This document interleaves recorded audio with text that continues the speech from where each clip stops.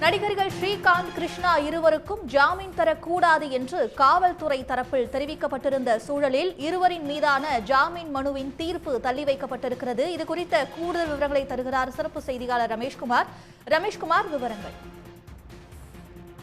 Cocaine போதைப் பொருள் பயன்படுத்தியதாக நடிகர் ஸ்ரீகாந்த் கடந்த மாதம் 23ஆம் தேதி கைது செய்யப்பட்டார். இதனை அடுத்து இதே வழக்குல கடந்த 26ஆம் தேதி நடிகர் கிருஷ்ணாவும் கைது செய்யப்பட்டார். இந்நிலையில தான் இருவரும் சென்னை உயர்நீதிமன்ற வளாகத்தில் இருக்கக்கூடிய இந்த சென்னை போதைப் பொருள் கடத்தல் தடுப்பு வழக்குகளை விசாரிக்கக்கூடிய சிறப்பு நீதிமன்றத்துல தனித்தனியே அந்த ஜாமீன் மனுக்களை தாக்கல் செய்திருந்தார்கள். அந்த ஜாமீன் மனுக்கள் மீதான விசாரணை தான் நீதிபதி ஹெர்மிஷ் முன்பு இன்றைக்கு விசாரணைக்கு வந்தது. அப்போது நடிகர் கிருஷ்ணா தரப்பில் ஆஜரான வழக்கறிஞர் இன்பான் தினேஷ் காவல்துறையினுடைய விசாரணை கலைத்த போது தாம் ஆஜராகி விசாரணைக்கு உரிய ஒத்துழைப்பு அளித்ததாகவும் அவர் வாதிட்டார். மேலும் மருத்துவ பரிசோதனை தாம் போதைப் பொருள் பயன்படுத்தவில்லை என முடிவு வந்துள்ளதாகவும், கிருஷ்ணாவின் கைது நடவடிக்கை அடிப்படை உரிமை மீறிய செயல் என்றும் அவர் வாதிட்டார்.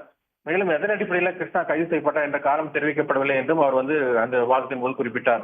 இதே போல நடிகர் ஸ்ரீகாந்த் தரப்பில் ஆஜரான வழக்கறிஞர் சந்திரசேகர் தம்மிடம் இருந்து போதைப் பொருள் எதுவும் கைப்பற்றப்படவில்லை எனவும், போதைப் பொருள் பதுக்கி வைத்திருப்பதற்கும் பயன்படுத்துவதற்கும் வித்தியாசம் உள்ளது என்றும் தெரிவித்தார்.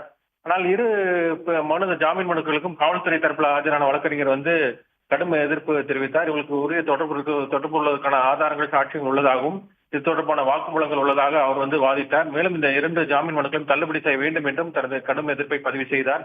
இதனையடுத்து இருவரின் ஜாமீன் மனு மீதான தீர்ப்பை நீதிபதி தள்ளி வைப்பதாக தெரிவித்திருக்கிறார். இந்த இருவரும் ஜாமீன் மனு மீதான தீர்ப்பு இன்று மாலை வெளியாகும் என்று எதிர்பார்க்கப்படுகிறது. உடனுக்குடன் செய்திகளை தெரிந்து கொள்ள சன் நியூஸ் பெல் ஐகானை கிளிக் பண்ணுங்க.